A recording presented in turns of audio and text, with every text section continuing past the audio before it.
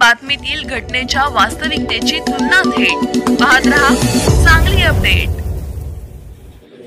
भूमिगत मेट्रो सेवेत प्रवासाचे नवे पर्व दाखल झाले आहे।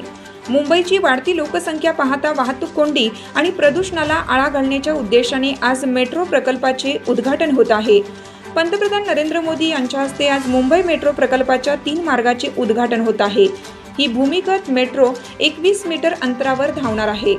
मुंबई मेट्रो रेल कॉर्पोरेशनने बांधलेला पहिला टप्पा जोगेश्वरी विक्रोळी लिंक रोड ते मुंबई आंतरराष्ट्रीय विमानतळापर्यंत RAJVLR ते वांद्रे कुर्ला कॉम्प्लेक्स SIPS परिसरात आहे।